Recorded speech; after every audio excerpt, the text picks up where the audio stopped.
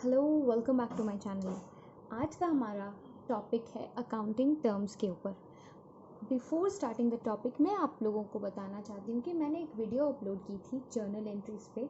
आपको मैंने ट्रिक बताया है उसमें कि किस तरह से हम जर्नल एंट्रीज़ ईजीली पास कर सकते हैं और एकदम सिंपलेस्ट वे से आप जर्नल एंट्रीज़ पास करोगे और बिना कोई मिस्टेक के।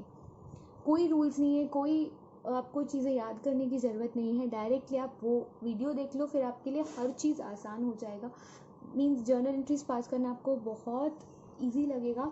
सो पहले आप वो वीडियो देख लीजिए, उसके बाद ये वीडियो देखिएगा ताकि आपको इस वीडियो में सारी चीज़ें समझ आए। सो अपना टॉपिक हम स्टार्ट करते हैं। तो सबसे पहले आपको 4 टर्म्स के बारे में बता देती हूँ, उसी पे बेस्ड हमारा आज का टॉपिक है। तो फर्स्ट है asset, liabilities, income and expenses. ये 4 चीज़ें अगर आपको अच्छी से मालूम है, आप रिकॉग्नाइज कर पा रहे हो, देन तो आपको जर्नल एंट्रीज पास करने में तो पहले कोई दिक्कत होगी ही नहीं। सेकेंडली, आज का जो हमारा टॉपिक है वो समझने में भी कोई भी दिक्कत नहीं आएगी। सो एसेट्स वो होते हैं, एसेट्स बिजनेस के वो प्रॉपर्टीज़ या वो रिसोर्सेज होते हैं जिससे बिजनेस को बेनिफिट मिले। बेनिफिट कैश में भी मिल सकता है, बेनिफिट सर्विसेज में भी मिल सकता है। बेनिफिट मतलब आपके पास कैश आ भी सकता है या फिर कोई आपको सर्विस दे भी सकता है। तो ये दोनों को ही क्या कहेंगे, जब भी इन दोनों तरह से बेनिफिट मिले तो उसे हम कहेंगे एसेट। लाइबिलिटीज़ क्या होती है? लाइबिलिटीज़ मतलब हमारी तरफ से कोई भी चीज़ अगर बाकी हो, करना बाकी हो या पेमेंट करना बाकी हो, यहाँ भी दोनों चीज़ों का ध्यान रखना है।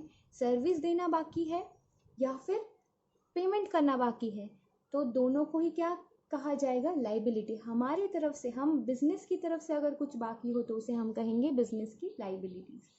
अब बात करते हैं इनकम की। इनकम मतलब रेवेन्यू होता है बिजनेस का, जो बिजनेस अर्न करती है, और एक्सपेंसेस बिजनेस के खर्चे होते हैं।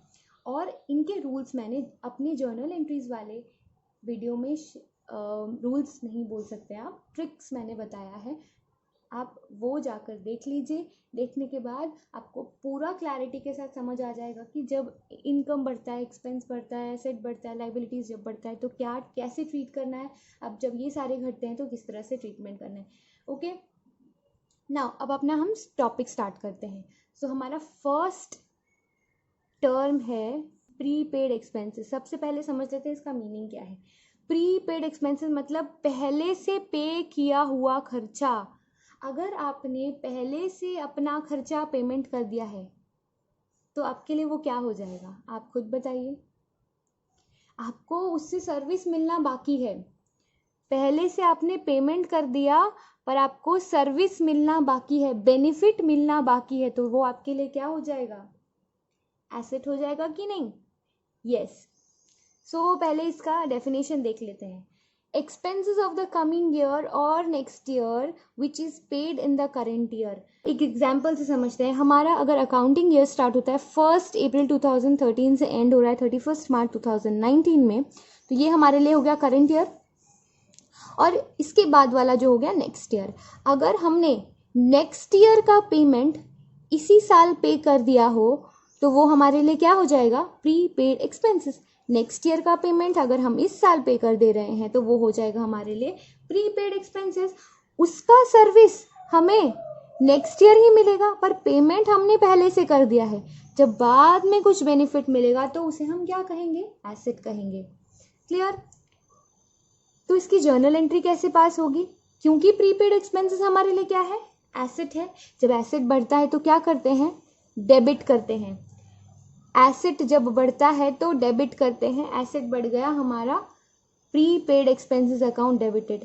क्या क्रेडिट करेंगे? कैश अकाउंट क्रेडिट करेंगे। क्यों? हमने कैश पेमेंट किया, पहले से पेमेंट किया ना हमने, तो क्या किया? कैश पेमेंट किया, तो हमारे हाथ से कैश चला गया। कैश भी हमारे लिए क्या है? एक एसेट है। जब एसेट घटता है तो क्रेडिट करेंगे, और यहाँ पर प्रीपेड एक्सपेंसेस हमने जो दे दिया वो एसेट था, एसेट बढ़ गया तो डेबिट कर दिए। Is it clear?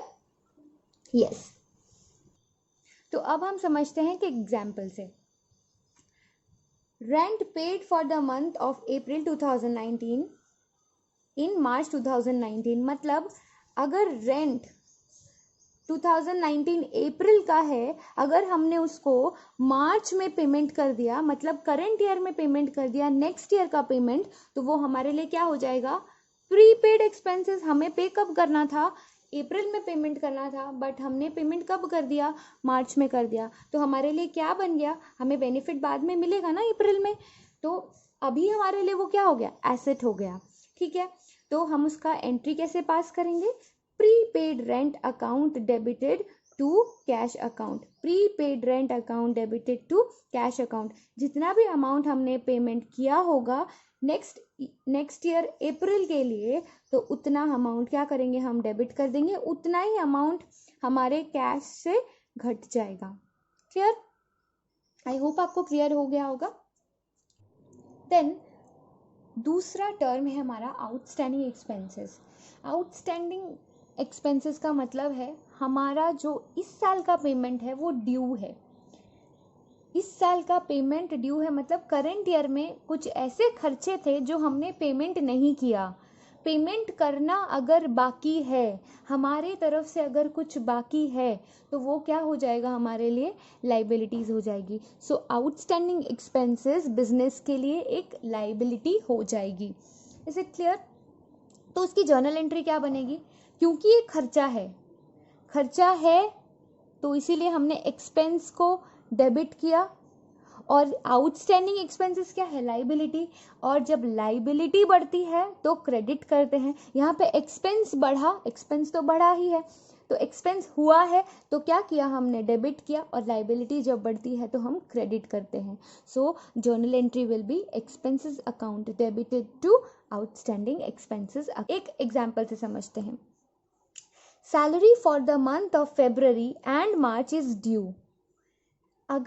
अगर आपका फरवरी और मार्च महीने का पेमेंट या सैलरी ड्यू है, तो आप उसे पेमेंट करोगे इन फ्यूचर, डेफिनेटली पेमेंट करोगे, बट अभी आपने पेमेंट नहीं की है, ड्यू है, आप पेमेंट करोगे तो आपके लिए क्या हो जाएगा, लाइबिलिटी। तो इस पॉइंट पे आपके बुक्स में वो क्या लिखाया जाएगा, आउटस्टैंडिंग एक्सपेंसेस करके दिखाया जाएगा, या आउटस्टैंडिंग सैलरी, एग्जाम्पल के हिसाब से आउटस्टैंडिंग सैलरीज करके दिखाया जाएगा।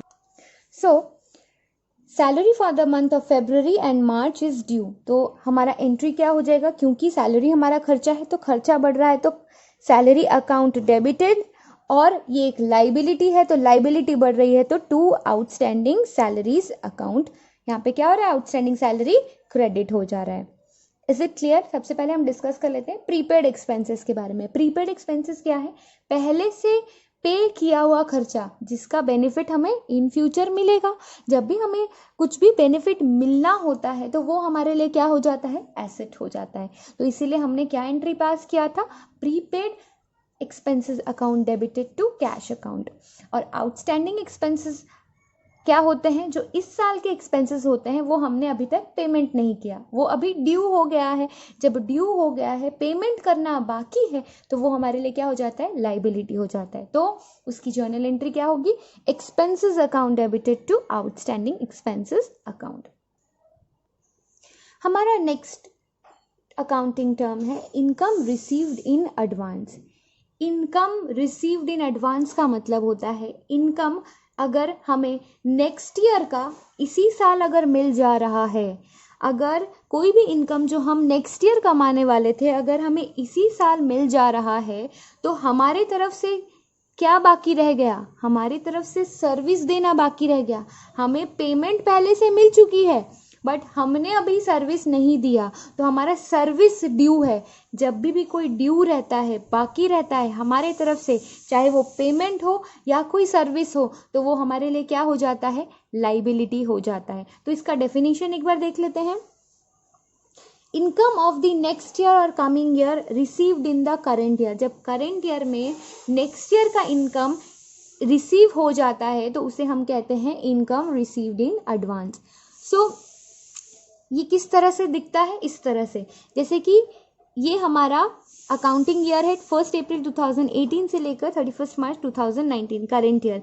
नेक्स्ट ईयर में कुछ इनकम हमारा आने वाला था पर वो इनकम हमें करेंट ईयर में ही मिल चुका है। तो करेंट ईयर में मिल चुका है, जो कि हमारा अक्रू कब होगा, नेक्स्ट ईयर में होगा। जब नेक्स्ट ईयर में अक्रू होगा तो उस टाइम हमें अपना सर्विस देना बाकी है, तो वो हो जाएगा हमारे लिए लाइबिलिटी। तो इसकी जर्नल एंट्री क्या होगी वो देख लेते हैं। Cash account debited to income received in advance account. यहाँ पे क्या हो रहा है, इनकम रिसीव कर रहे हैं तो हमारे पास कैश आ रहा है। कैश हमारे लिए एसेट है, जब एसेट बढ़ता है तो डेबिट होगा, और इनकम रिसीव्ड इन एडवांस हमारे लिए क्या है, लाइबिलिटी है। तो लाइबिलिटी जब बढ़ेगी तो क्या होता है, क्रेडिट होता है। तो to income received in advance account. Is it clear? Yes, I think आपको क्लियर हो गया है। अगर क्लियर नहीं हुआ है तो चलिए देखते हैं example. Commission received for the year 2019-20। Commission 1920 का जो कमीशन है वो हमें करंट ईयर में मिल गया है, तो हम एंट्री क्या पास करेंगे, हमें इसी साल अगर मिल गया है, कैश आ गया है, कैश हमारे लिए एसेट है, कैश अगर एसेट है तो क्या होगा, डेबिट होगा, कैश बढ़ रहा है। और commission received in advance, commission पहले से मिल चुका है, हमें सर्विस देना बाकी है। जब बाकी होता है कोई चीज़ तो लाइबिलिटी, लाइबिलिटी जब बढ़ रही है तो हम क्रेडिट कर रहे हैं। क्लियर? सो हमारा नेक्स्ट टर्म है अक्रूड इनकम। अक्रूड इनकम क्या होता है, अक्रूड इनकम का मतलब है income earned but not received. मतलब इनकम हमने कमा लिया है बट हमें अभी तक मिला नहीं है। जैसे कि मैंने सैलरी कमा लिया है बट अभी तक मुझे सैलरी मिली नहीं है, तो वो क्या हो जाएगा, मेरा अक्रूड इनकम। सो इसका डेफिनेशन पढ़ लेते हैं एक बार। Income earn but not received, income कमा लिया बट अभी तक मिला नहीं है, मिलेगा, हमें मिलना बाकी है। जब कोई भी बेनिफिट मिलना बाकी होता है तो वो हमारे लिए क्या हो जाता है, एसेट हो जाता है। ठीक है, तो इसकी जर्नल एंट्री देख लेते हैं। Accrued income account debited to income account. Accrued income account, accrued income हमारे लिए क्या है, एसेट है। जब एसेट बढ़ता है तो डेबिट करेंगे, और इनकम भी बढ़ रहा है, इनकम अर्न कर लिया है हमने बट अभी तक रिसीव नहीं हुआ है। इनकम तो बढ़ गया ना हमारा, तो इनकम जब बढ़ गया या इनकम आ रहा है हमारे बिजनेस में, तो इनकम को क्या किया जाता है, क्रेडिट किया जाता है। क्लियर? अब हम एक एग्जाम्पल से समझते हैं।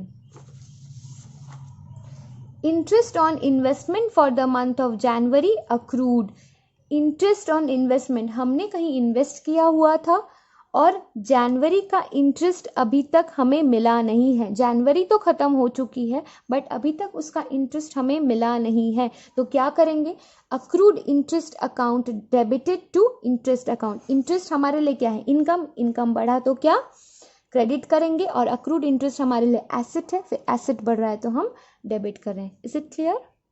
अगर फिर भी आपको कोई डाउट है तो आप मुझे कमेंट्स में लिखकर बता सकते हैं कि कहाँ पे आपको प्रॉब्लम हो रही है, और अगर आप चाहते हैं कि मैं इसी तरह से टर्म्स, अकाउंटिंग टर्म्स के वीडियोस बनाऊं तो प्लीज़ ज़रूर से मुझे कमेंट में लिखकर बताइए, और वीडियो को ज़्यादा से ज़्यादा शेयर कीजिए ताकि सारे बच्चों के कॉन्सेप्ट्स क्लियर हो। So take care, thank you, stay safe and stay healthy.